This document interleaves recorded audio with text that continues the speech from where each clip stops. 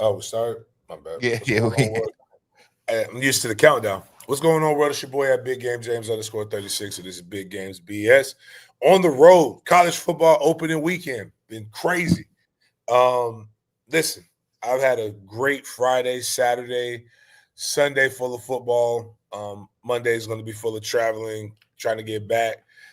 Tuesday this week, we got all of the different things that we got going on. Such a great football's back. We got all the stuff in for the all-in members that was loaded up. We did our first thing. We'll be having this week. We'll be having our fantasy football draft. Just so you know, and we will be pushing it. Shout out to Londa B. Hey man, let me tell y'all guys. Londa cooler than the mud. Londa came out that thing with the peoples was dope. We had a bunch of other people coming back. Man. The tailgate was great. I'm sure we'll talk about that here in a second. Miami tailgate is up already. We're going to post it. We have the stuff. We're selling the tickets. I didn't even know if we were going to win the game, but we played well enough. I'm like, fuck it. We're going back to the top of lot 19 for the Miami game. I'm down here, went to the Miami game, hanging out with Carson Beck's family and Denny Thompson. Really cool stuff. I will not be doing this again. I will not be wearing a Gator Bowl jacket. It is hot as fuck. Like guys, I'm talking about I was melting. Like it made absolutely no. It was ridiculous. I think I might be sick because of how I got wet, and then now I'm just wet all day. And it was raining down here too. It was raining more before the game for the Miami game than any other things else. But I did learn that nobody tailgates quite like the sports did, and what I'm able to accomplish here with this. But we'll get more into those announcements. The tailgate link is up. I'm gotta try to figure out. I'm doing stuff on the road, not like I normally do. But like I said, tailgate is up. Having a great time. We had a good time. Beautiful people.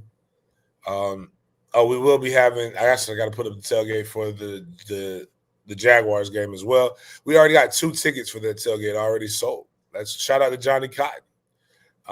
Also, I'm gonna go ahead and put this out here, guys. How many weeks were we? I've been doing tailgates at the same place since 2019, 2018. Excuse me. And we've had it at lot 19.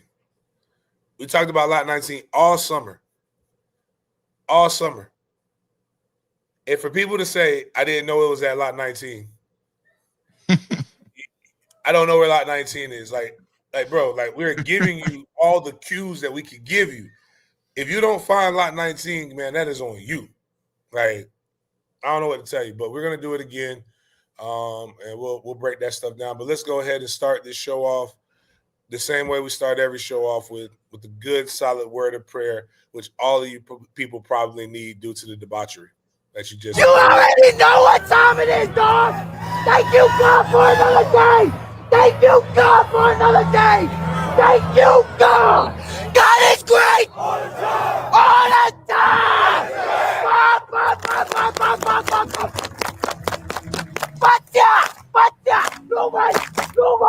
Nobody wanna thank you, God.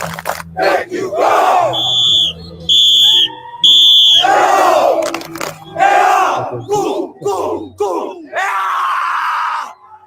You motherfuckers better thank God. Like he said, like that man said, you better thank God. What we got, Jaden?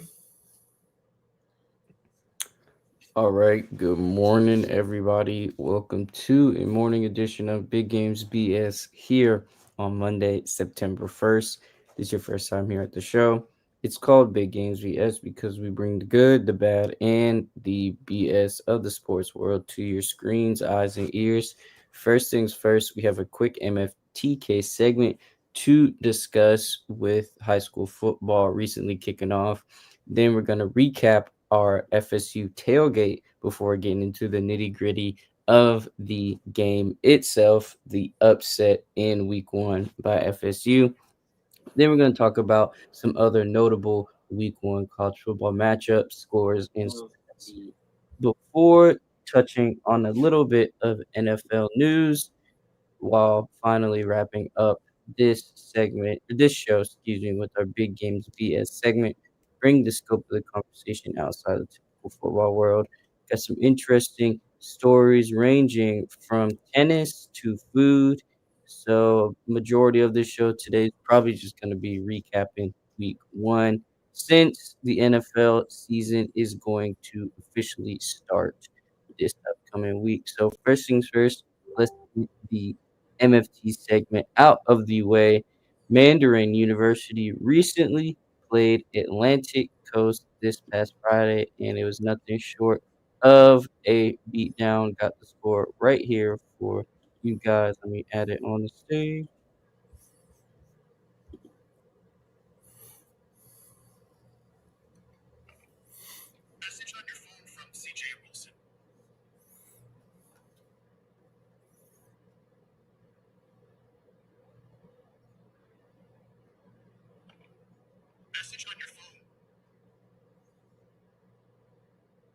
Mandarin going in. I know.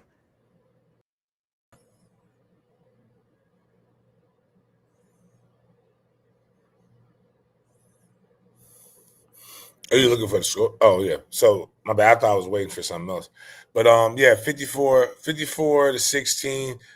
I'm sad because we can no longer say Atlantic Coast hasn't scored a point on us in 3 years. And so now Atlantic Coast has scored 16 points in 4 years. Um, yeah, Atlantic Coast has had so it's a good little rivalry. We dominated. Like it's I mean, I guess it's technically you can't call it a rivalry if the other team never wins. But we they'd like to come in and they had to beat them down. Had to get that work out of them. So do you got any highlights of the clip? I sent you clips, or did we not get a chance to break those down?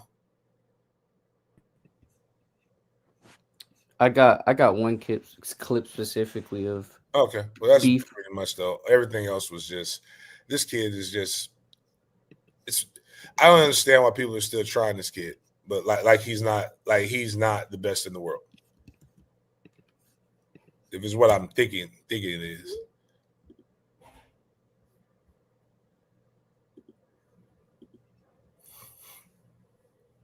That's B5, back-to-back weeks, 100-yard plus interception return.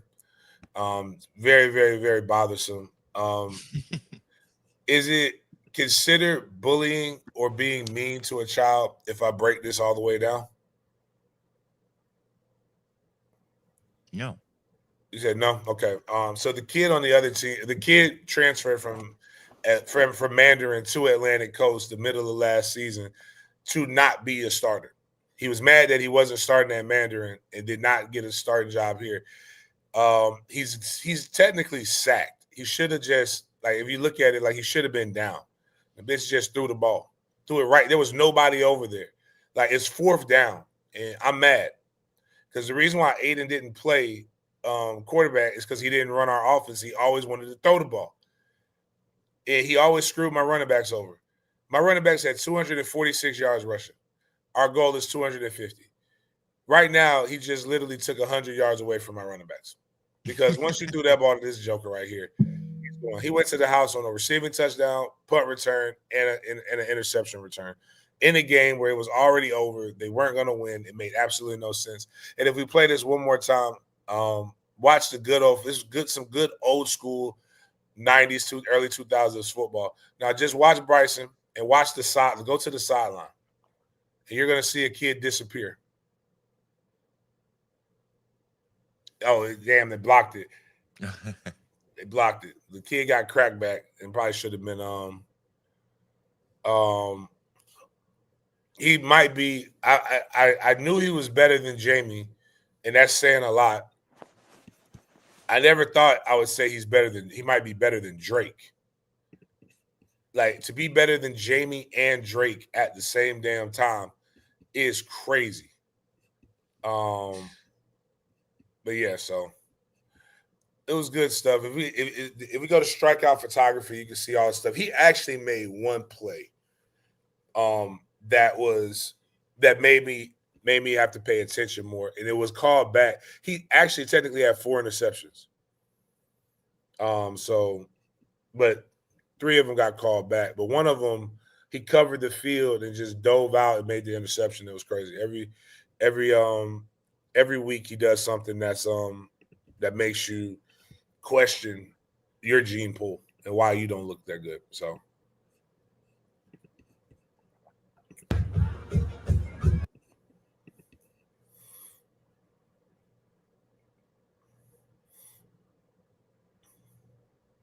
yeah, that play right there.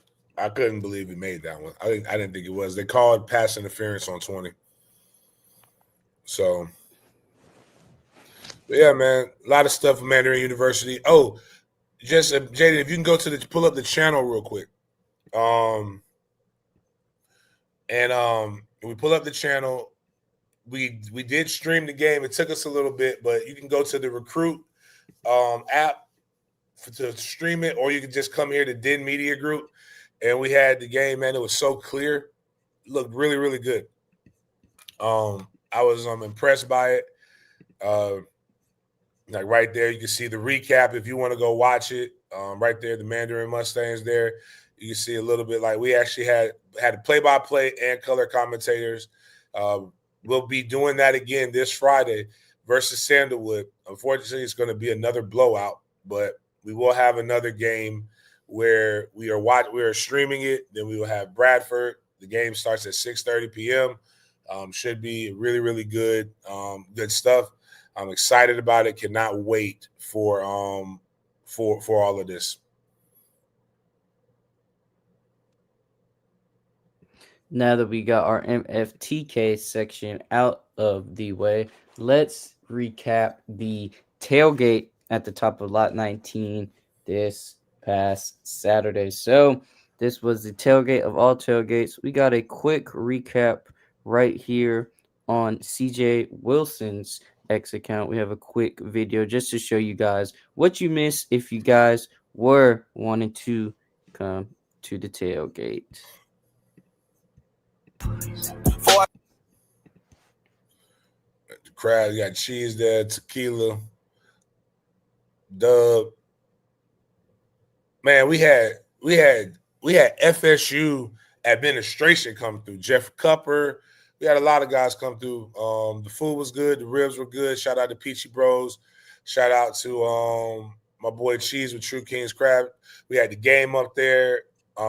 We had some technical difficulties, some things that didn't work the way we wanted it to work.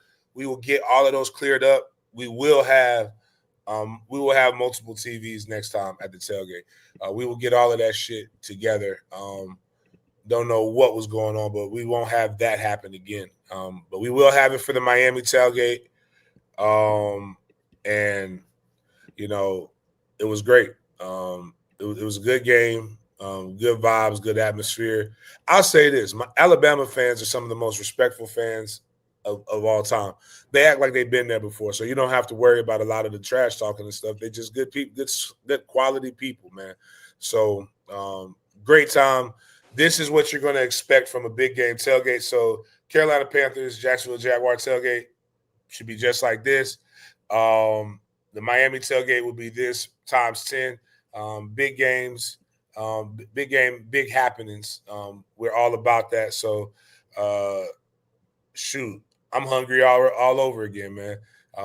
Cheese did his thing, but Peachy Bros, man, them ribs was crazy, dog, crazy. Also, guess what? Remember Wednesday, FSU fans listening Wednesday.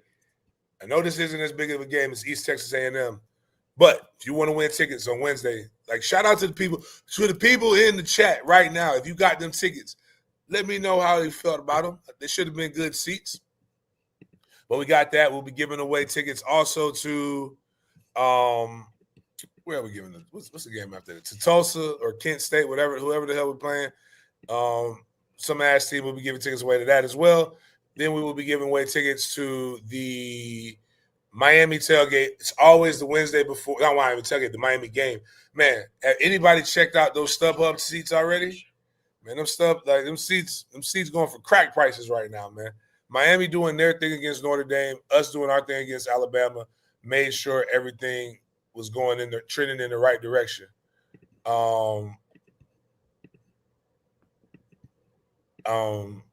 Shoot, it'd be awesome. Speaking of awesome, we are here. We are finally here at this portion of the show, and we are going to discuss the upset by FSU to the number 8 seed Alabama Crimson Tide. So the final score was 17-31. Yes, in Doak Campbell Stadium, the newly renovated Doak Campbell Stadium, and this sold out venue and game was accompanied by a W. So we have a lot of things to discuss for this game. So we're just gonna run through some quick posts, and then we're gonna get James talking here in a quick second. So first things first, let's look at the 2 plays that actually got FSU on the board against Alabama. So courtesy of Tommy Castellanos. Hold on. Let's so that we don't get jammed, right? This is the catch the squirrel, right? Mm-hmm. Go to Steve's page. Go to Steve the Stills page. Because technically we own the rights to those videos. Okay, so I got the recap actually right here of Steve's. Because with Steve, I posted the Makai's. Matter of fact, I got to get interviewed because of Makai's touchdown. But yeah, you can just play Steve's cinematic recap, and then we can try to go find. Like we do have those files. That was cool as hell the helicopter fly over. Oh, Bert Kreischer was there? No way, Rob. Oh man, they reached about like they did like yo. So while we're doing this and we're looking for this stuff, man, I'll be honest with you. I felt hella love, man. Felt hella love. It was such a high. That was a squirrel white catch. You want to run that back a little bit? I think Steve does got both of those. So I just don't want to get jammed up and have to delete this shit. But man, like that catch, that motherfucker went out and got that shit, dog. And then TC with the run, Florida high zone. Florida State got punched in the mouth. 9-minute opening drive. I was on the field for all of it. I said, fuck this shit. I'm going to the air condition. I didn't stay here to get subjected to these ass whippings. And then our offense went right down and responded. Then our defense came back, stepped up. Last year's team folded. Like this year's team, like really legitimately had a lot of love for each other, really legitimately went out there and competed with each other, really legitimately went out there and did all of the different things that a Mike Norvell coach team is. That's why it was very easy when everybody else was going through all of the rigmarole and we suck, we do this. You got to remember the history of this stuff. Mike Norvell I backed the coach. But everybody used to think I hated Mike Norvell, how much I just kept it real about the situation and the scenario. Has nothing to do with hate. But meeting Mike Norvell, talking to Mike Norvell, going through all of those different things with Coach Norvell, like you can't help but like the guy. And he's a winner. He's a competitor. And I I knew that attitude reflects leadership. And he got it figured out against Alabama. Now the key is it's easy to get up for one game. How do you make this maintain for an entire season? That is the better question. Now, I also told people this. One, shout out to my guy B-Mac. My man B-Mac was so clean. If you have a top 15 offense and you have a top 15 defense, you're going to win a lot of games, regardless of who you believe that the offensive coordinator or the defensive coordinator should have been. You got an entire staff of a top 15 offense. You have the entire staff of a top 15 defense. Now you just got to go and continue to win. Florida State should be 4-0 going into Miami. Miami should be 4-0. Miami they're 1-0 now. They have Florida, USF, and Bethune-Cookman. So, yeah, they both teams should be 4-0 heading into it. Good vibe. Shout out to my dog, Anthony Gregory.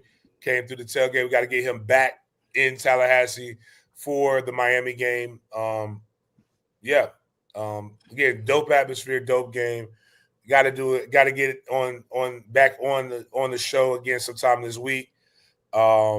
With discussing the breakdown of the game. We got enough clips so that we can actually not get jammed up. So, because I'm not going to pretend to want to break down East Texas A&M. That shit ain't happening. But we will do a recap. We will do a recap for Greenies. Actually, you know what? We'll do the first one because for the love. We'll do it for everybody in a similar manner to this. Normally, we would only do it for the colors, but because of the win and the victory, we will get it going that way. We will do it that way. If y'all got any real questions about the game, this probably would be the best time to ask about it. While we're getting questions about the game, let's look into the stat sheet. I know you're going to get a chance to break down the game on tape, but let's break down the game to see what the numbers were looking like. So this is the box score of the game right here. So if you take a look at the top under the word final, FSU was going into the half with a 17-7 lead.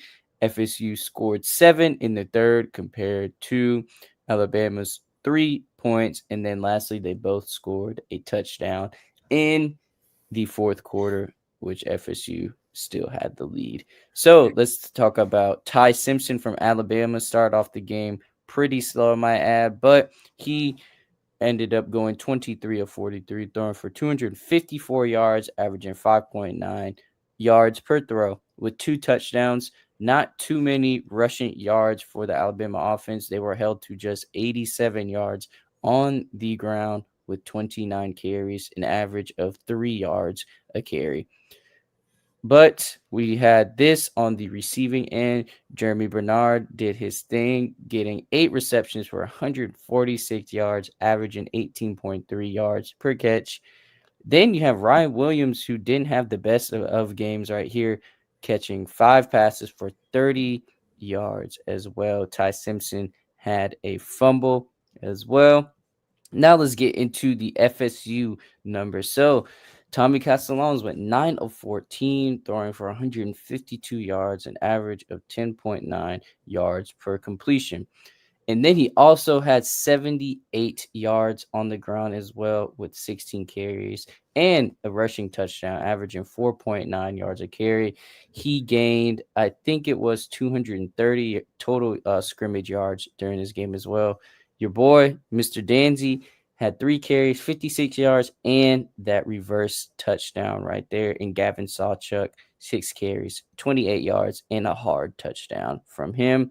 Jalen Lucas led the receiving corps with 2 receptions for 66 yards, average of 33 yards per reception. And Squirrel White had that bomb at the beginning of the game in the first quarter, 1 reception, 40 yards for you right there.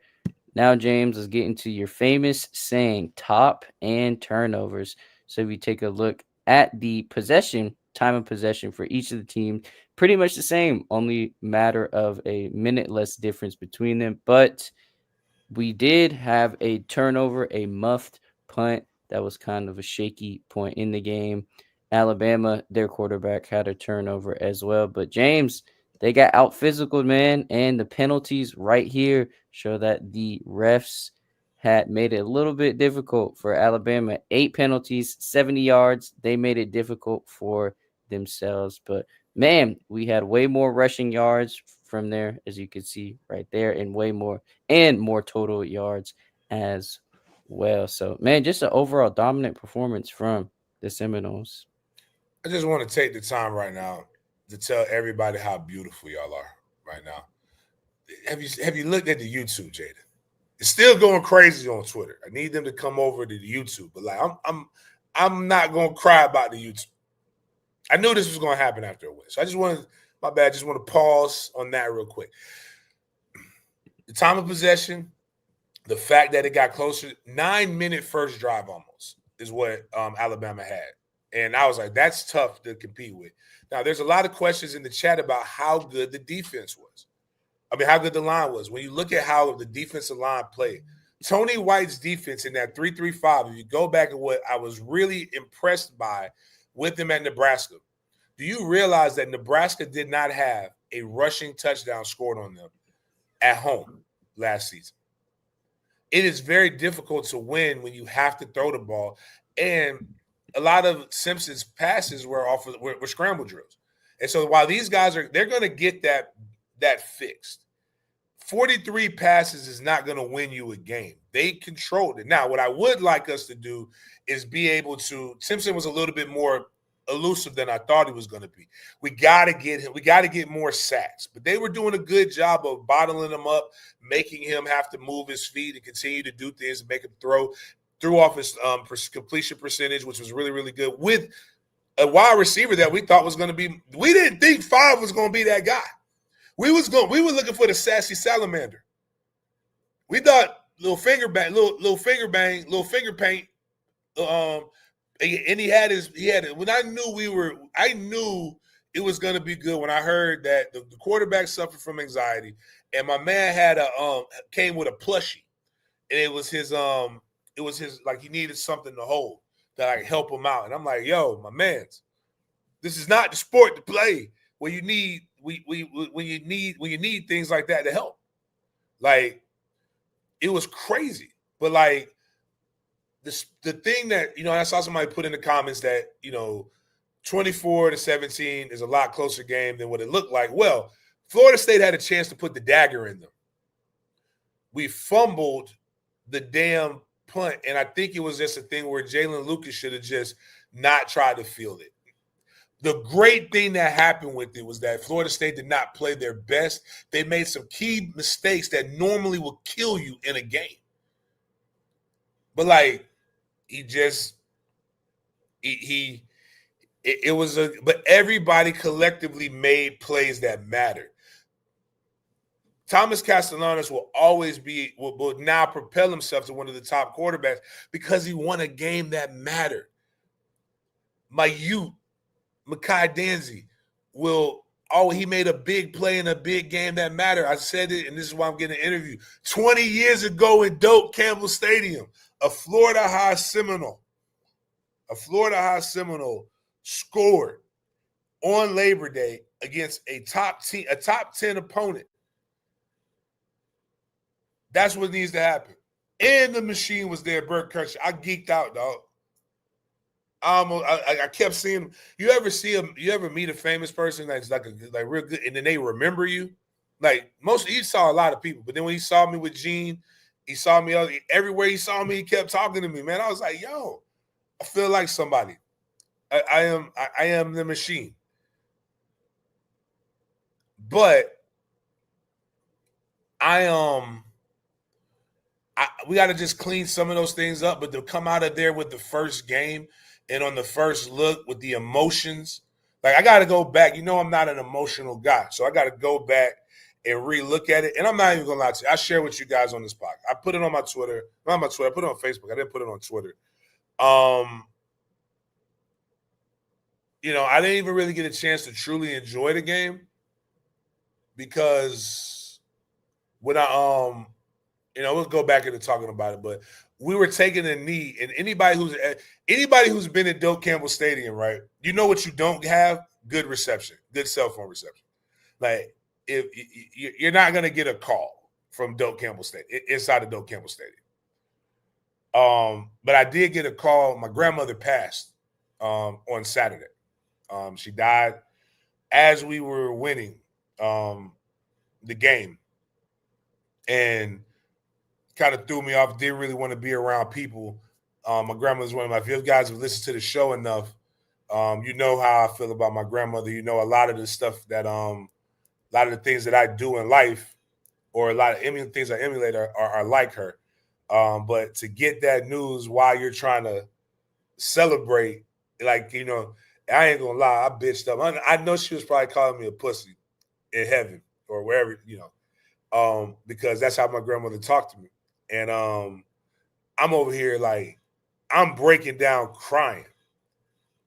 And I'm mad because everybody thinks I'm crying because we beat Alabama. I ain't that kind of guy. I didn't wins or losses, but it's just like it was wild, man. It was wild. But it was a good time, man. Shit. Yeah, Ant put up that thing, man. I do remember that. I would never forget who told when I got my little feelings hurt. Yeah, I got my little feelings hurt reading message boards, and she was just like, "Who told your dumb ass to read? Nobody told your dumb ass to read, man." But that's what I like about these boys. These boys came out here with the spirit of Alame. They wasn't reading what the message boards were saying. And this is why I told everybody, like, man, I don't know, dog. I don't know what they're talking about. But I will say this. I like some of our beat. But they looking real funky in the light, man. You had Jeff Cameron really going hard on Thomas Castellanos. Going hard. People going ham for no reason, and they haven't seen. My sources tell me that they're doing this and that. Well, your sources is shit. Mike Norvell had y'all boys all over the fucking place. Mike Norvell had y'all boys talking about shit that y'all didn't know what y'all couldn't come up with something. So instead of saying, you know what, we're going to just take this as face value for what it is, and we're going to talk about ball, you decided that you wanted to keep down that negative track to get them clicks, and that's why all y'all broke. You can actually talk ball and actually do this game the right way, and people will fuck with you. Real talk. Like, that's the craziest thing for me is that 1990s, 2000, early 2000s shock jock radio shit don't work no more, man. It don't work. And what's crazy is, like I told Baloo, you know people who know people. Like, bitch, you couldn't go to the game. I'm there. You couldn't go to the practice. I'm there.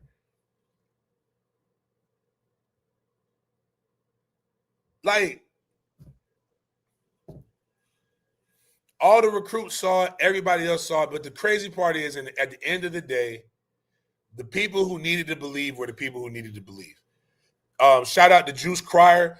Juice Cryer is one of my favorite defensive players because he got the mentality that you need to have.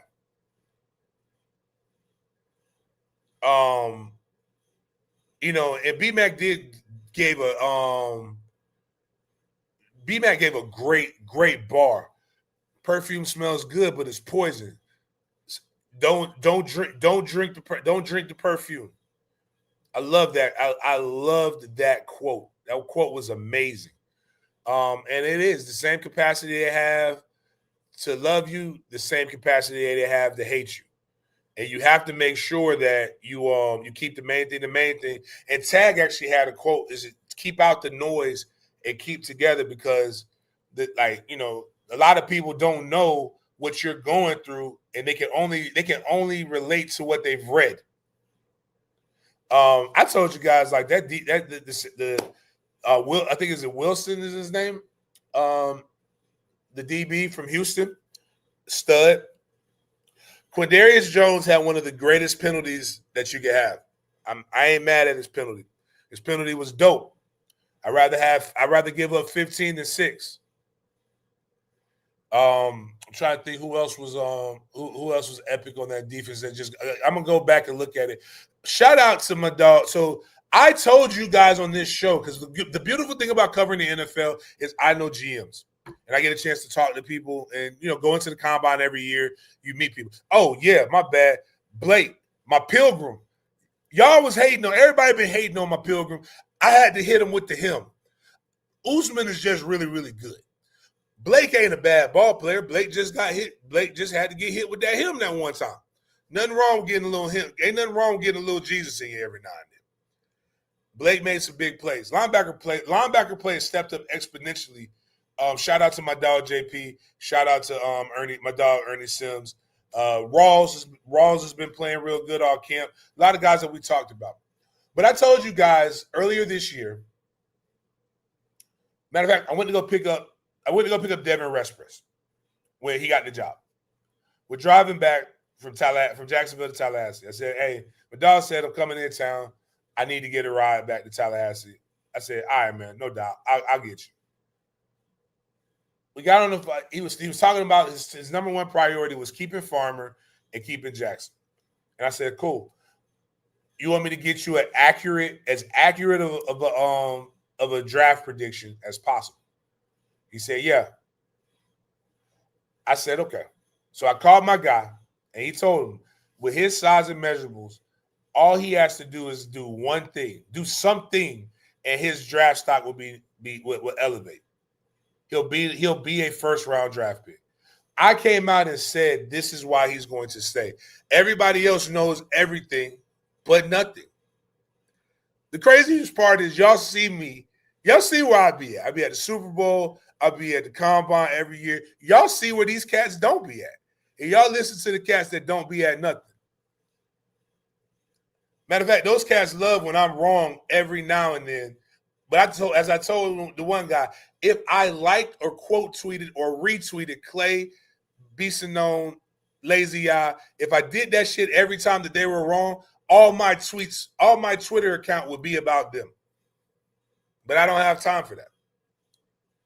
I don't have time for that. And I actually like I actually enjoy the work that they do because somebody has to cover the beat. I'm not an FSU beat writer. I cover the NFL. I just so happen to have been alumni of the school. And there were times when D-Jack was triple T. There's actually a clip where D-Jack actually had 3 people trying to block him. I don't know if you realize this, but that's not a very effective strategy or philosophy for 3 people to block one guy. But I will say this, and I will end with this, as we talk probably more Florida State stuff, more college things. There is absolutely no need to be negative just because you don't know something. Like, there are better ways, in my opinion.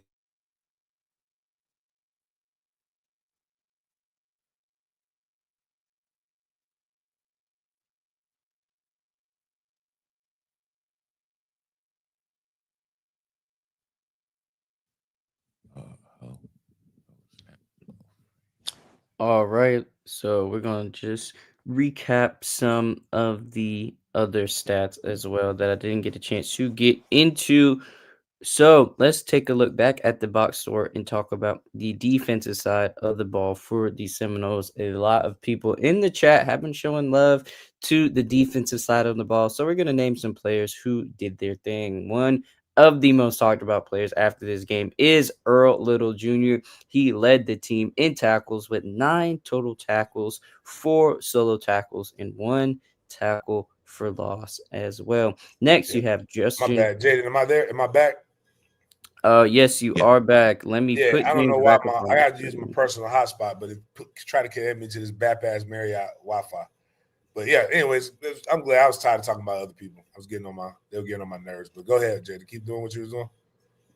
So, James, I was just talking about some of the defensive studs on our team that helped us dominate Alabama. But, James, I wanted to ask you, what player or players surprised you the most with this season opener? I know they're talking about the young gun, a.k.a. Mondrell Desir, number 93. He had 4 tackles in his freshman debut. 2 solo, I might add. But who are some other players on offense or defense that really surprised you the most? I'm gonna go with Juice. Juice Cryer really had a game that elevated him. In this game, a lot of people have been talking about him on social media. He had to block out the noise, come out there and ball out. Offensively, I'm going to go with TC. I'm going to keep it 100. A lot of people were just like, again, I went on Mark Rogers. I actually saw Cam Underwood with Miami and said, listen, I told you that TC actually wasn't bad. You're talking about what you see in clips. I'm talking about what I see in real life. TC actually was throwing the ball like a quarterback, was also running the ball. There's a lot of upside with that. I want to say the offensive line, but the big because the offense collectively just made plays. There wasn't one Lucas coming back from an injury that he had to be still that explosive is really impressive. But defensively, I'll say Desire. I want to say Desire, but Desire was one of the guys, and then Rawls. Rawls is a guy because everybody likes to talk about Mike Norvell in his transfer portal, but Jabril Rawls was a guy that Mike brought in, and Ashlyn Barker, Jones got the sack, right? JUCO kid battling injuries, fighting through. There's a lot of toys that have been broken toys that Mike Norvell brought in, fixed up, showed some love, and did a lot of things. But the real MVP in all of this, outside of it being Mike Norvell coming in, I gave Mike a good hug and told him, man, you deserve this, coach. You earned this. Like they talked, and my guy Josh Storms, they talked a lot was said. But Gus Malzahn, I said Gus Malzahn, the offensive coordinator, gets lumped in with Gus Malzahn, the head coach. And those are two different players.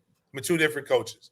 So you have to be able to give that up. I think this is one of those games that only builds momentum for what you want. And hey, I am really optimistic on what we're going to see for the rest of the season. Still going to go with my 8-9 wins, but I think this is all positive, trending in the right direction.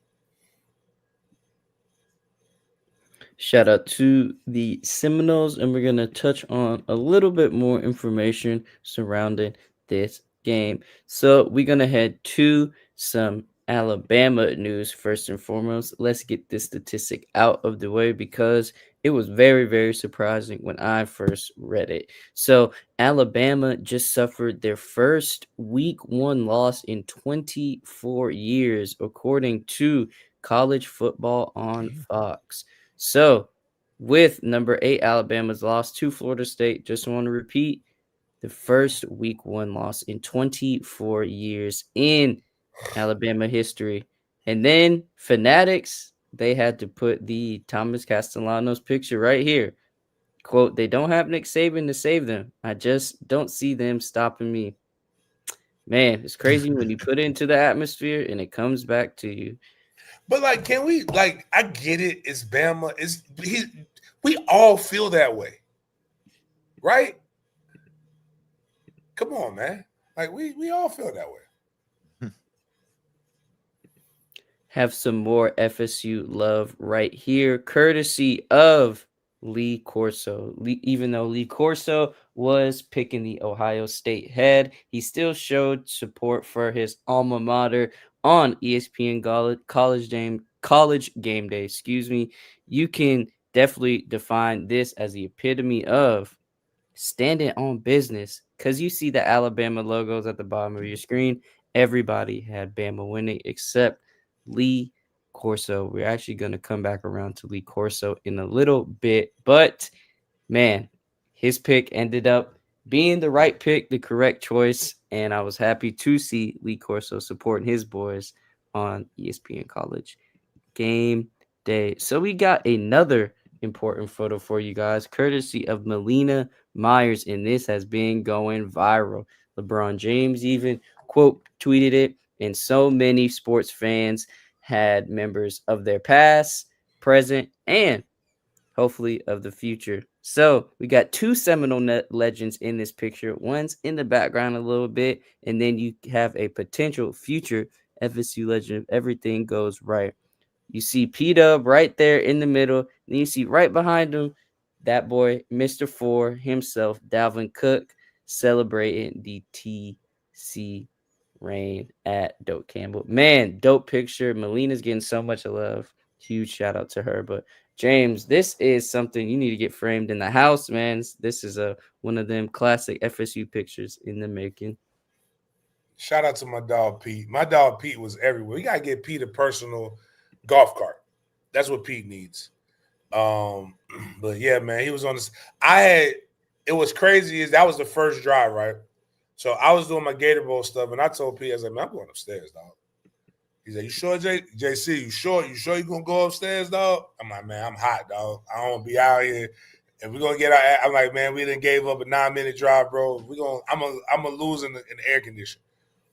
And then I came up there, and everybody like Pete, it hit, man. And Melina, I didn't realize I have to reach out to Melina, tell her. I didn't realize. Shout out to Melina. She's good. She'll be at the Jags. She covers the Jags too. But man, that's a good ass pick, man. It's real good. That's why I love the camera people, man. Like when they capture some of the essence, like some of the key plays, man. This should be fire, man.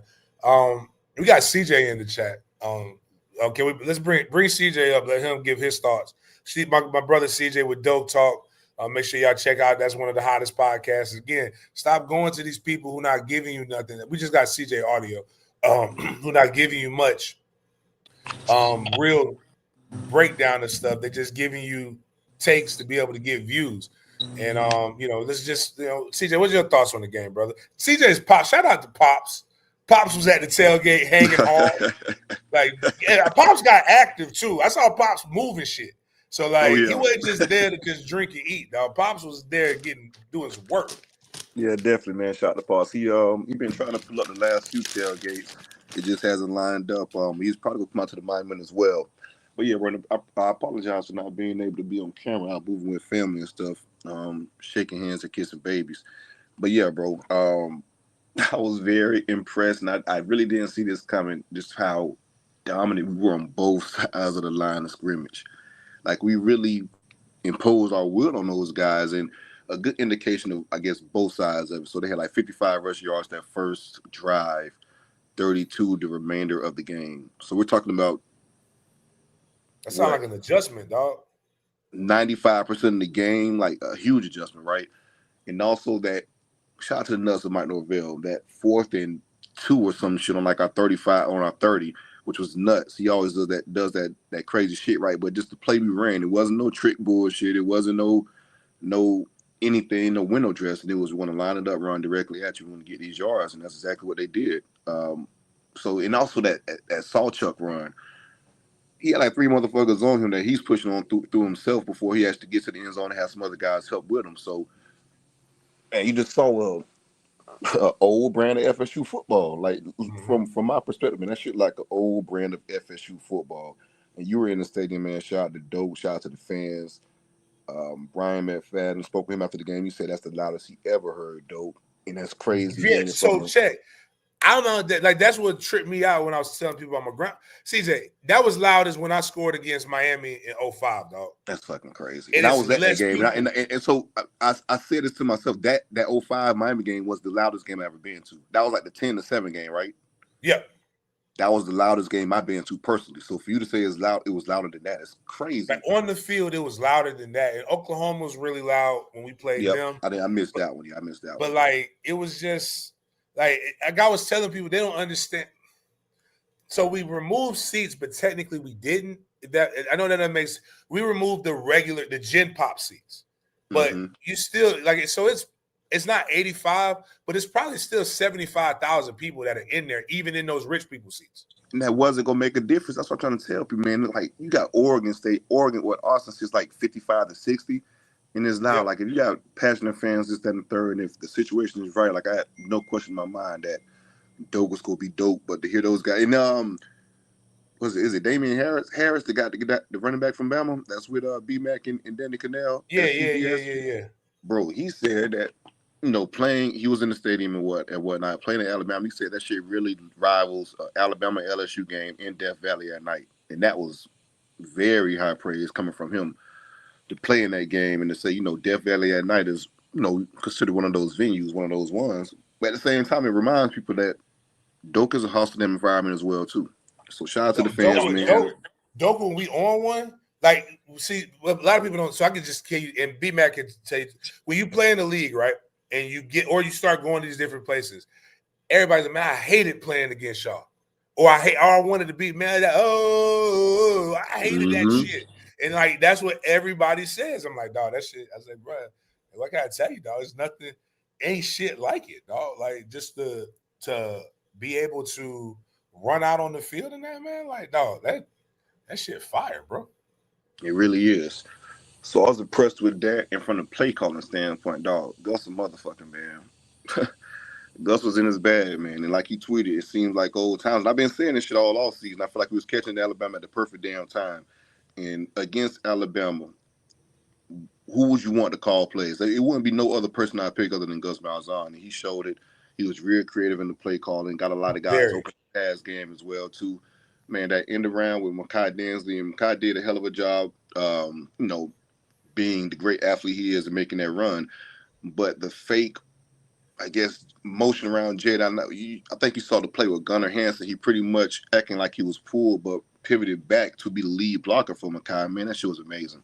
So I do think that's going to be something we're going to see different this year. It's just an offensive coordinator just understand the flow of the game, understand what's working and what's not working, and knows how to just call the plays, right?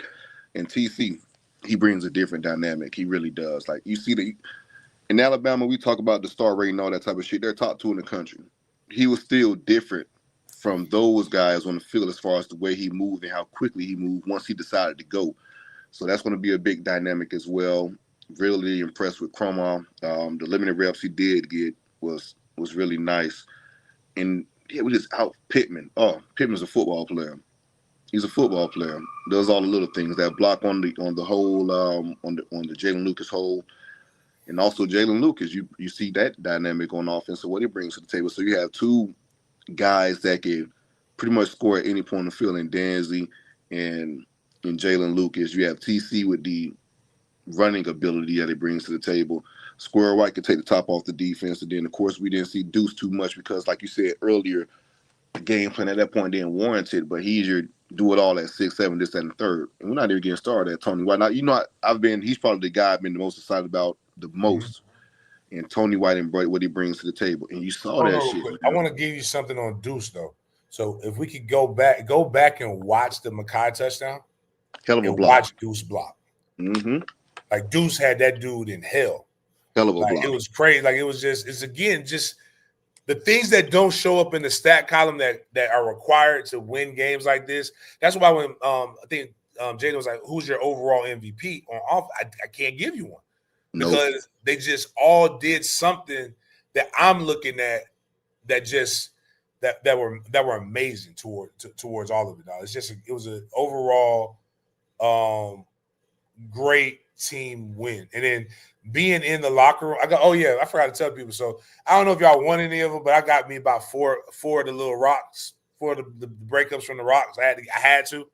So if anybody on the channel wants me to do a giveaway for that, I have no problem doing a giveaway for that.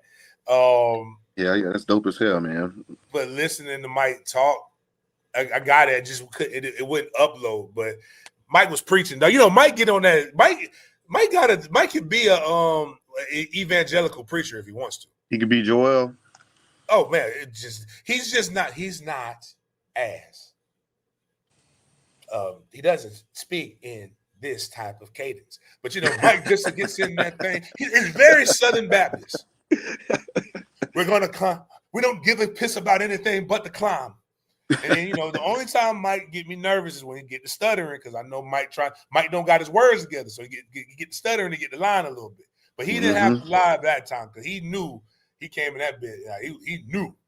And dominated on both sides. And just want to give a little tidbit too. I was speaking to Evan Cooper, the safety coach, he was talking about some of the stuff he implemented in the guys preseason as far as what they wanted to be. Sound, play fast, play hard, and play physical. And those three safeties, oh my gosh. Ashlyn Barker, and of course, I think the MVP on the defense from Saturday, Earl Little and Edwin Joseph, and those three guys will hit you. Those guys will come down and fucking hit you. And as a receiver, and I really think Alabama tapped out overall. I think number 5, he played pretty well. But Ryan Williams, that little fruity boot. I'm telling you, well, them boys was physical, man. Like every play, like they felt it. Like you're looking around for those guys because every attempt they catch, like they're coming with bad intentions. So as a receiver, that shit gets to you when you go quarter after quarter after quarter. And I think it came to a point where we kind of broke him. And I know he has a concussion on that last play, but prior to that, the signs were there as far as we just out physical those guys and made them quit. And shout out to them twins too, man. Oh my gosh, the twins. Bruh, so remember I told you, even bad twin looked good. What? Like, so good twin was firing off, but bad twin got some good weight, and they did to him what I thought they were gonna do. Like both of them, one's a DN and one's gonna be a D tackle. I'm telling you, man, those twins. Shit.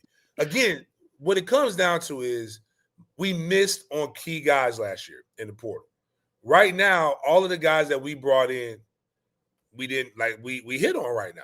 Yep. And you got to just keep some of those guys, some of those freshmen patient and in things. But you brought up Earl Little, dog. Earl Little came downhill, and when I see a safety turn the running back shoulders, it turns my stomach when I'm on the other side of it.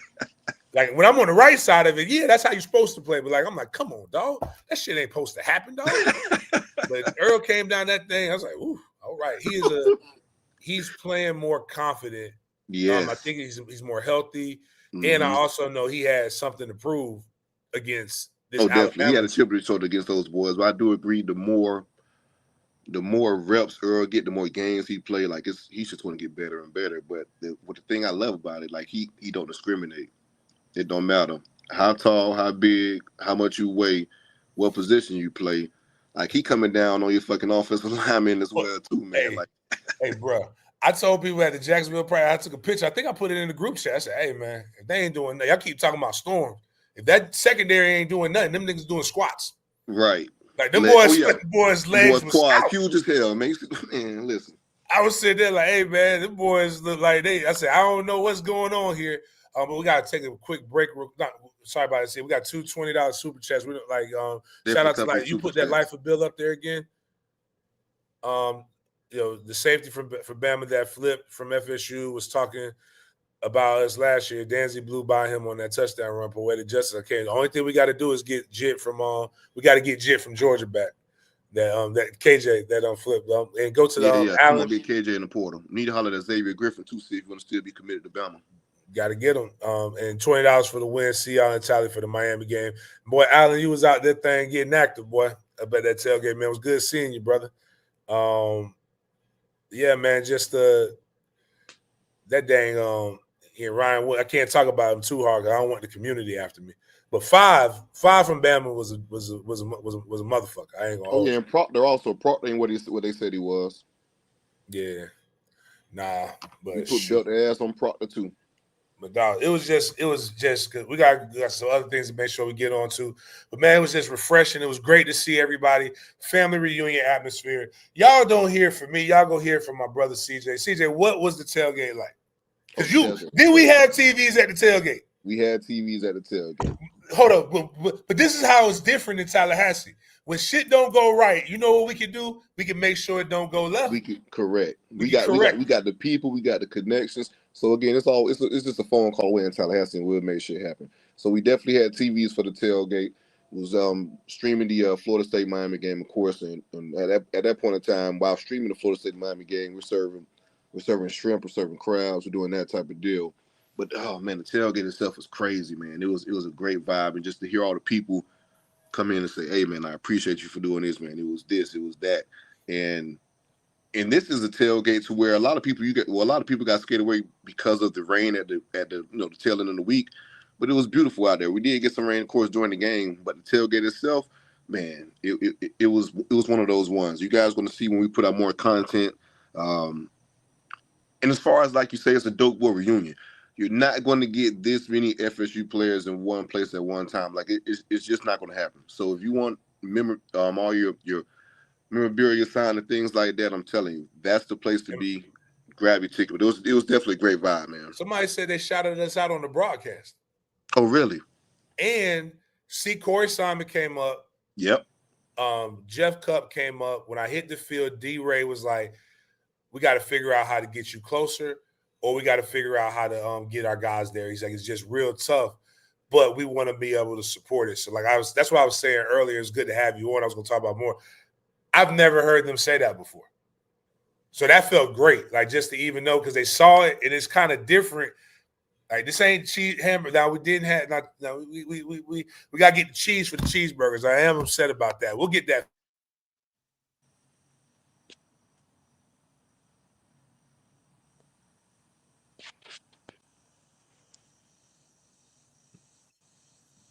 I think James froze for a little bit. But yeah, man, we Okay, there we go.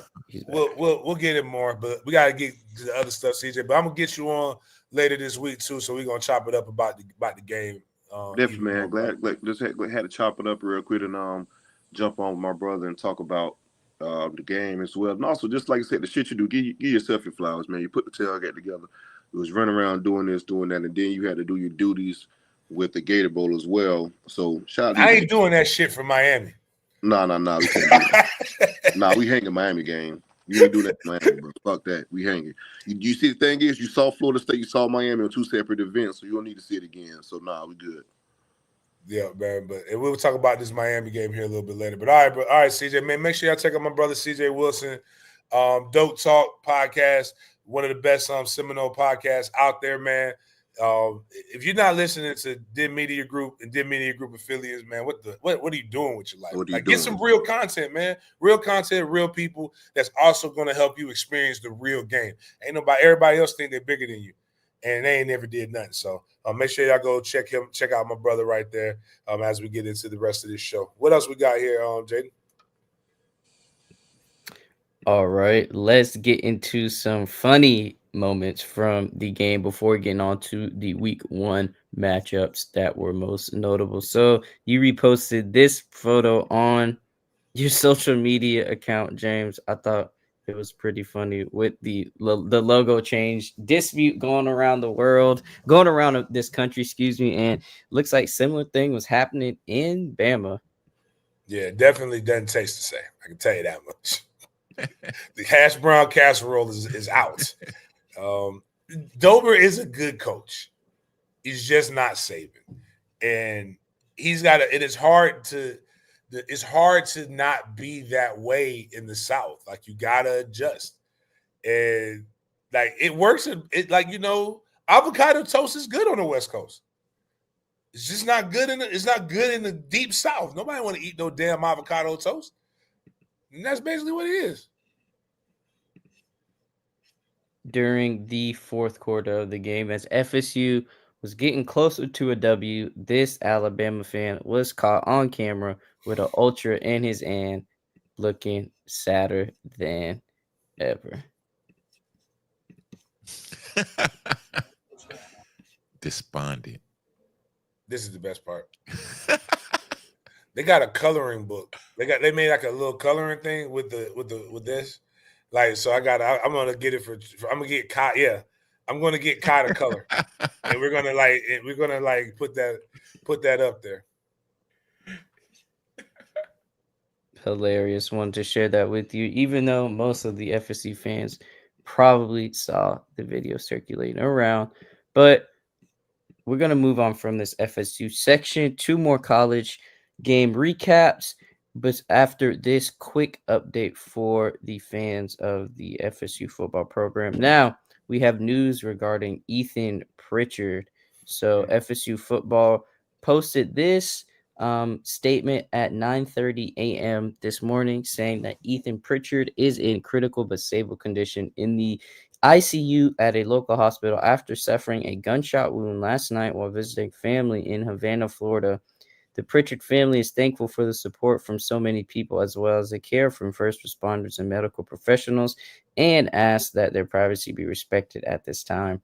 Further updates will be provided as they are available, and Ethan Pritchard is a freshman defensive player on FSU's football team. Didn't get a chance to play in the game on Saturday, but is under the spotlight of DC. Tony White said some good things about him, but just wanted to give you guys an update on Ethan Pritchard's condition as of Good now. ball player, Seminole High School. I've coached against him. He was a safety at first that kind of gained his way into being a linebacker. Really good player. Thoughts and prayers to his family. Hopefully he recovers fine and he's able to come out there and perform. You always got to watch and you got to be cognizant. He's clearly the victim in all of this, and I hope he I hope he recovers, and I hope his family is comforted during this time. Sending thoughts and prayers to the family and to Pritchard as well. So we're going to move on from our FSU segment to Week 1 college football recaps. We're going to talk about another school in the Florida Big Three. Right now, the Miami Hurricanes. James had a chance to be at that game on behalf of the Gator Bowl. And we have some ACC love to show for our fans, James. And we got this great stat right here. So the ACC is the only conference in Week 1 with two top 10 wins. I'm going to repeat that. The ACC is the only conference with two top 10 wins in Week 1. So that leaves us to segue into Miami defeating Notre Dame 27-24. Notre Dame was 6th in the preseason ranking, and Miami was 10, if I'm not mistaken. So we're going to get into the game, but man, let's start with this catch right here from CJ Daniels. This was going viral on social media, and I just want you to give your opinion on this one-handed snag by the Hurricanes wide receiver. This is probably the catch that saved the game for him too. It's amazing. Better catch than a throw. Like, not the greatest decision, but one of the things I will give Carson props for is Carson is more of a gunslinger than what Cam was. But and that's that'll be the flaw that may get him. But like, the energy was electric for the Hurricanes. They love it. But that catch right there was crazy.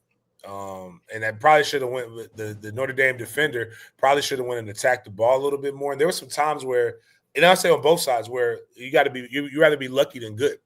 And there should have been some.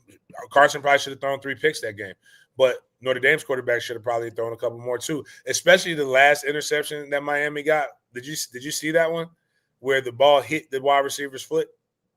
I mean, it hit the Miami, like it went right into Bain's hands. 2 DBs drop it, but Bain catches it.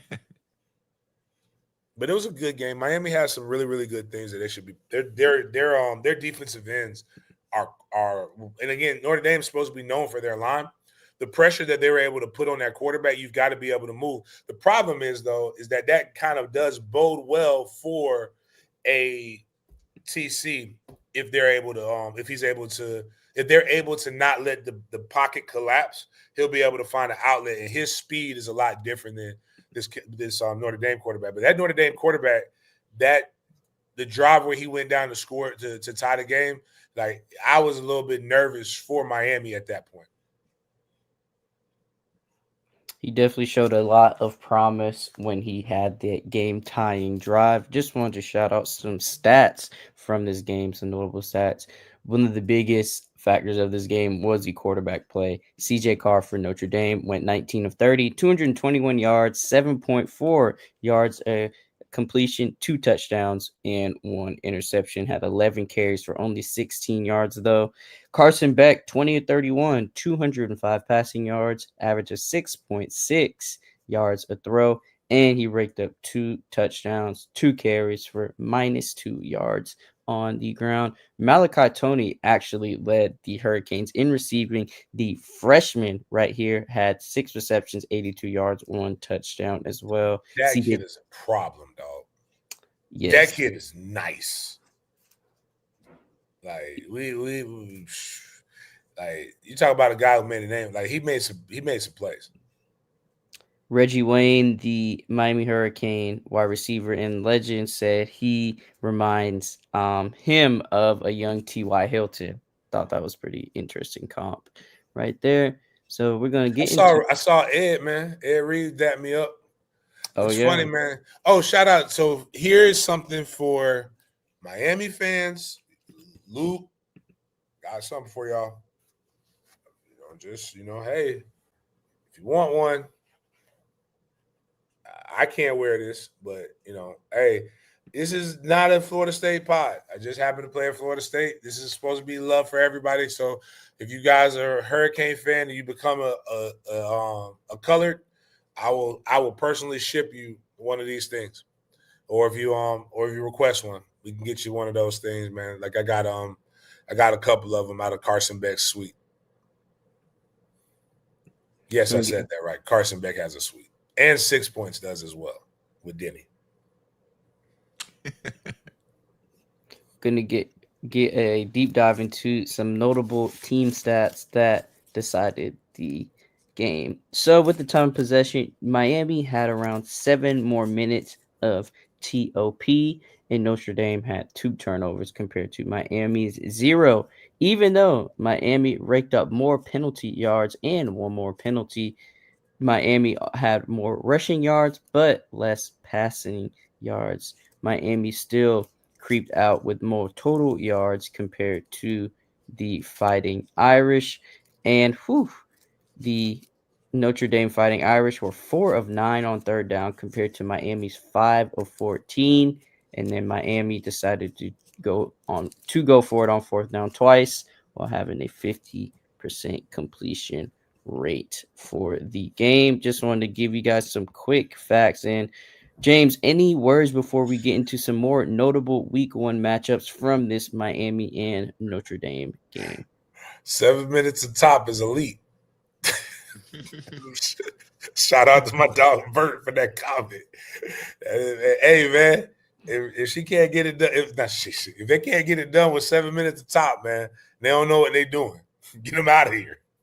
Get them out. That's all I got to say about that.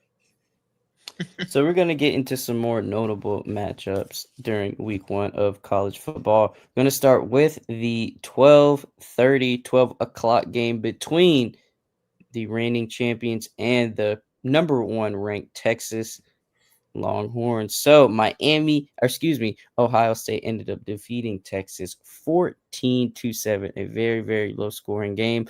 OSU went into halftime with a 7-0 lead and ultimately ended up finishing the game 14-7. Julian Salen of Ohio State, 13 of 20 for 126, 1 touchdown as well. Jeremiah Smith had an okay game, 6 receptions for 43 yards.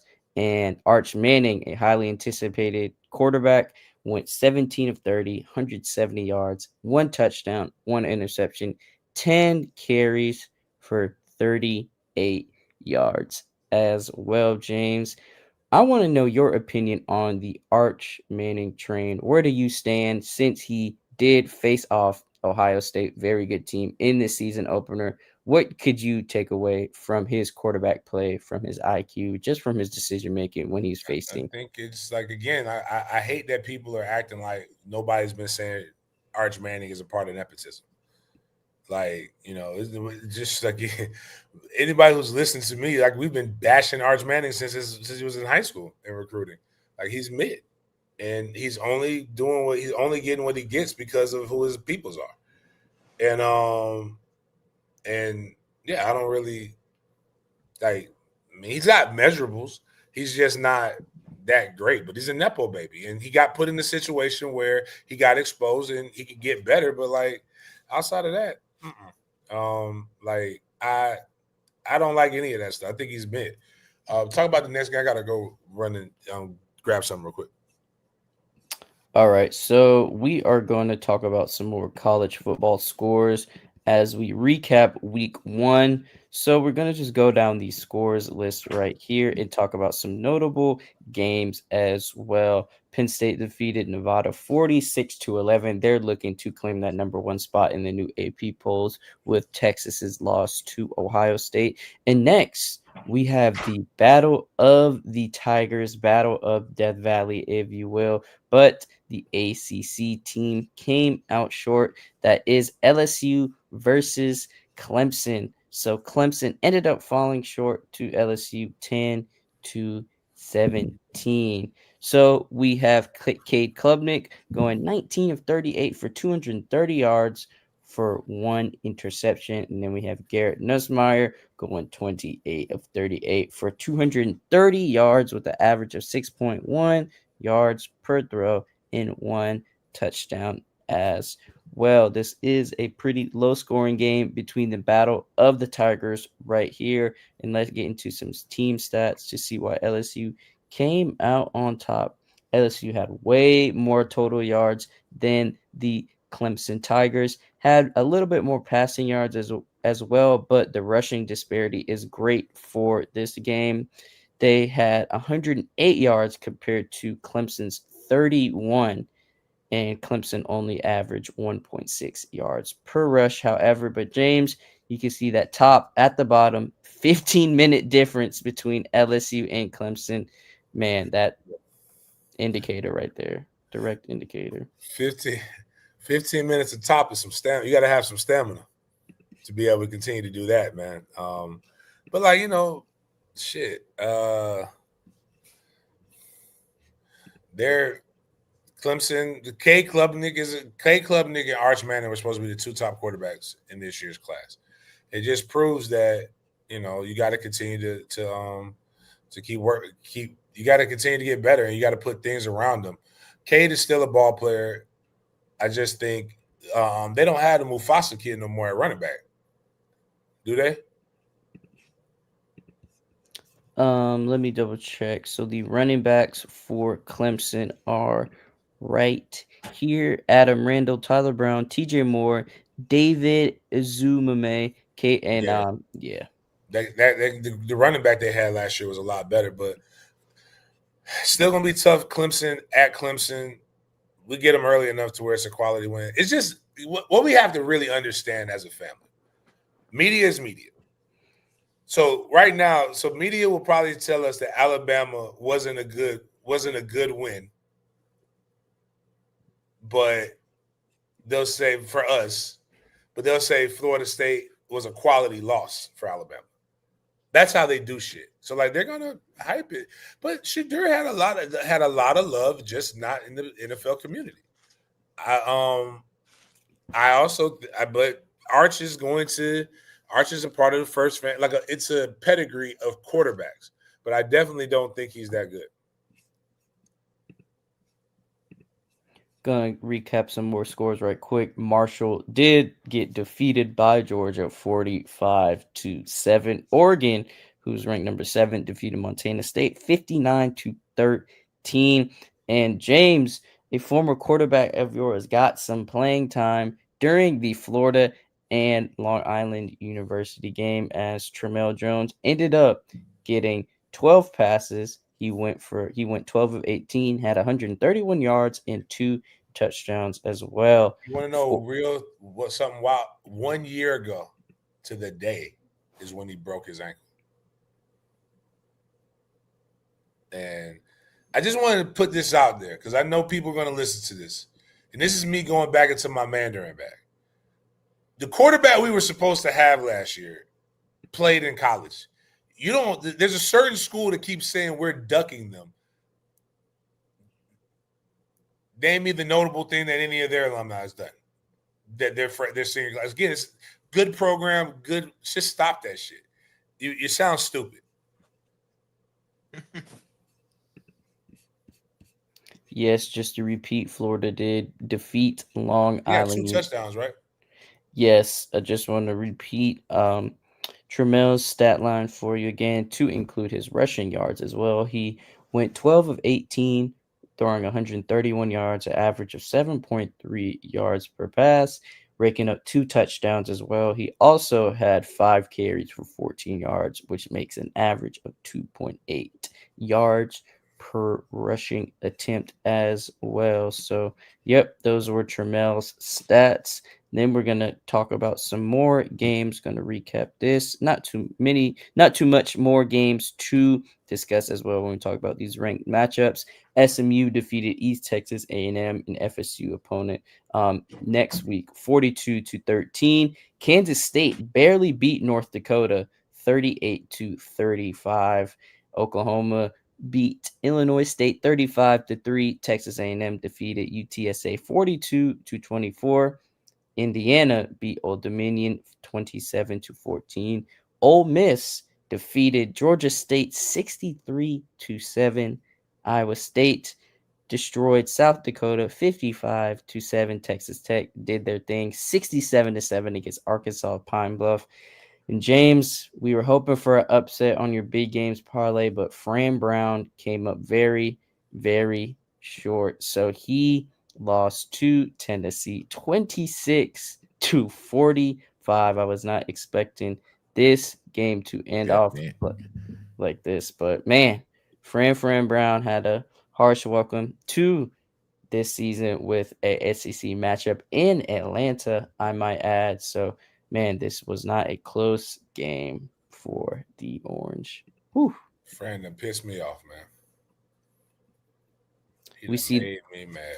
See the odds right there. So Tennessee coming into this game as a 13.5 point favorite. They hit that as well. The over under for this game was 51.5.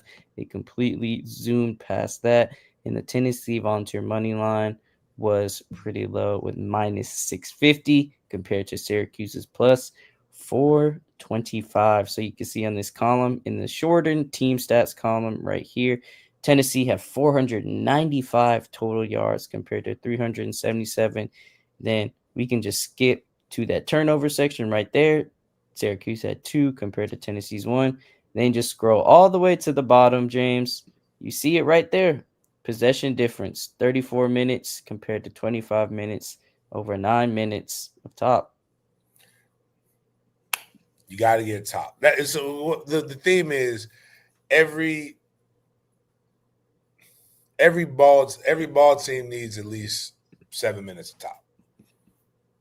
But if you can get it done you can get it done with less than a minute of top. But most time you can't finish like you need to without having top. You can't get in good top needs to come with good D. That's the only way that football can be played. Shout out to the boys over there at Tennessee. Fran ain't getting no top. He ain't getting no because he ain't getting none either. Because he ain't got. He ain't washed. He said he don't wash after losses. Whew, man, I don't even want to imagine the smell on the bus ride home back to Syracuse, man. I don't know, man. Whew, do not even want to think about that. And then we have our Sunday night games to discuss. We already discussed the Miami and Notre Dame game, but we got to talk about another highly anticipated quarterback for this upcoming season, Lenoris Sellers and the South Carolina Gamecocks. They defeated Virginia Tech 24-11. Now, coming into halftime, this game was very close. It was 8-11, but the Gamecocks ended up scoring 14 points in the fourth quarter to give them that edge over Virginia Tech, just scoring a field goal in the fourth quarter. So those are your recaps of week 1 of college football. And man, these games were incredible. They were incredible. Happy we got to kick off college football, but with every good thing, there comes an ending. So Lee Corso made his final picks for the week 1 matchups on ESPN College Game Day. And it should be no surprise that he went 6-for-6 with his picks, man. He picked Tennessee, South Carolina, Florida State, Miami, LSU, and Ohio State. A lot of people tailed Lee Corso's picks and got a nice payday from it since he included FSU to win it. And so, man, I'm just happy to see Corso end off his career with a perfect, good note. Love it for Lee. I really wish. I guess you know what? I'm kind of glad. I do. At first, I was like, I really want game day to come to Tallahassee for the game, but like, it probably worked out better for us because it'd have been way too much going on. Way too much going on. I agree. And shout out to Lee Corso and congratulations on a great career as well. I know we've talked a lot about college football. We had a lot to recap since it is the first week of college football, but yesterday marked an important timestamp in this year. So you see right here, yesterday was the last Sunday without NFL football until 2026. It is that type of year. We are here and we are ready for it. We have only one topic to discuss in this NFL section since this weekend was pretty quiet since everybody was talking about the week 1 games. And it's coming from Dallas. We recently talked about Michael Parsons and the monumental trade to the Green Bay Packers. And it looks like with the trade, Jerry got some extra money to play a player. So the Cowboys and standout quarterback Deron Bland have agreed to terms on a big new contract extension at Dallas. So it's a 4-year, $92 million extension for Bland. So this deal includes $50 million guaranteed as well. With the recent trade of Michael Parsons, the money got to go to somebody, and Jerry decided to bestow the money upon his cornerback Darren Bland right here. For any Cowboys fans, letting you know this right quick. But James, since we are in an NFL segment, talk to us about the tailgate that is happening for the Jags game. We're just gonna have a tailgate, and try to see what we do with the Jags. It was asked. We got a parking lot. We have some other different things going on. And we'll have DJ, and we'll just try to see how things go. Start out the season with a win against the Panthers. Yes, the Jaguars are playing the Panthers in their week 1 matchup to kick off the start of this NFL season. Cannot wait for the two Southern teams to get active, man. Definitely a lot of players to see on both sides. You have Travis Hunter going up against Chetero McMillan, so it should be great to see those young rookies go at it, man. So shout out to them and shout out to our Big Games B.S. section. So this is where we bring the scope of the conversation outside of the typical football world, but we're still around certain popular culture topics as well. But if you're a fan of the show, you know we like to start off with our BS or Busted segment. We show a picture of a food item or video. Then we see if James ranks the food as BS or busting. So we got a familiar picture right here. And from the looks of it, James, it looked like it was BS. But what's your verdict on the chicken and beans? Is it rice? Chicken, rice, and beans right here at the U. That's not where that no. Where are the Spanish ladies? You did that all wrong. You did that all wrong. So that was the Miami press box, and it was Sans seasoning. I can tell you that much. There's Cubans all in Miami. They also put it around they did it in an order that didn't make any sense. So it was tough, man. It was tough. The chicken wasn't good, but it was chicken, so you could get through it. Man, the rice and beans were very sad. It was extremely sad. But I was very disappointed. As a guy who's loved rice and beans now, like it just I don't even understand what to tell you. Like it just wasn't good. I can tell from here. Yeah, the chicken does look a little sad, man. Does look a little sad, but just wanted to put this funny picture up there before we get into some sports news coming from the tennis world in the US Open. So, this snatching incident has been going viral. If you guys didn't know, we are going to tell you that a Polish millionaire CEO snatched a hat from a child on live TV at the US Open and has admitted to doing it as well. You know, he was caught on camera. So, let's dive into the video to see to see how this hat got snatched.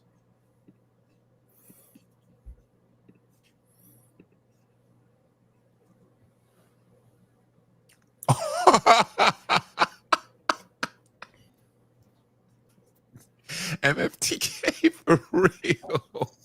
I need to get this billionaire MFTK cap. He gave him the pen back. What matters the most. Yeah. This fan ended up getting a signed hat from this tennis player because the tennis player saw the video, remembered the event, made sure to reconnect with the It's like, child. at least get my pen back, you dick. That's wild. So we have this statement on the left side. Quote, the recent incidents at the tennis match has caused a disproportionate online uproar. It's all about the famous hat, of course. Yes, I took it. Yes, I did it quickly. But as I've always said, life is first come, first served, he claimed. I understand that some people might not like it, but please, let's not make a global scandal out of the hat. It's just a hat. If you were faster, you would have had it. Regarding online hate, I remind you that insulting a public figure is subject to legal liability. Oh, such All a offensive comments, slander, and insinuations will be annualized for the possibility of taking the matter to court.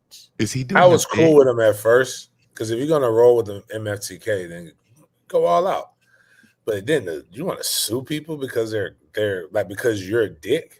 You think All he's right, man. doing a joke or It gotta be. It's gotta be right. yeah, or he's just that kind of has that lack of social skill. Oh my god.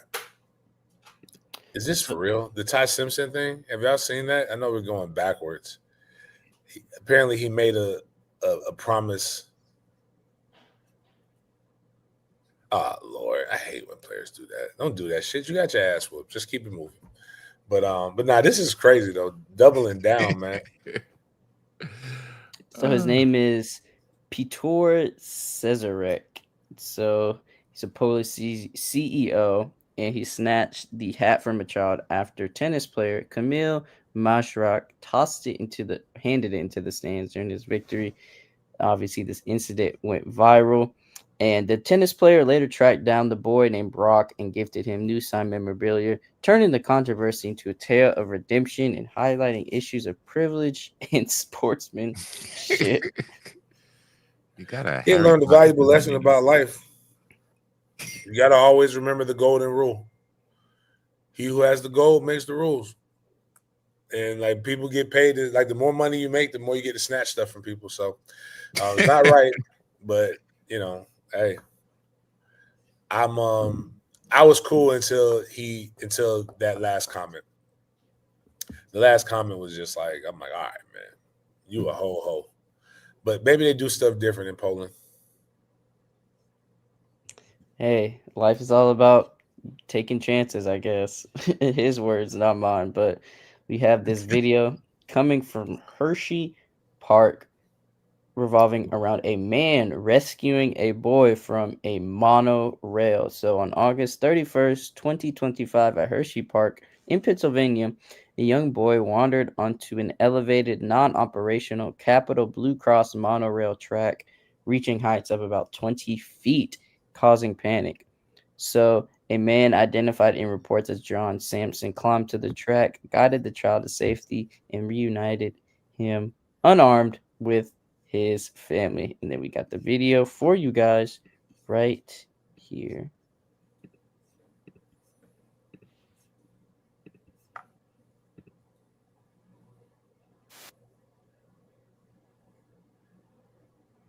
What the? This daredevil kid, he's unbothered. Murphy's Law. Sometimes you just gotta. You can't save everybody though. He still doesn't understand he's in danger. It's like, why are y'all so loud? I just think about how I would have gotten down already. Because I tell you what, my mom was like, if you don't get your ass down here now, like even if I'd have gotten the lion cage, like get your ass out that lion cage now. Like I would have been more afraid of my mama than the lion. Oh, it's autistic. Well, then you really gotta keep an eye on the kid more. Oh, okay. That makes no sense. That makes more sense. Like, why isn't he scared? Now I get it. That makes sense now. But there are kids who I know that aren't.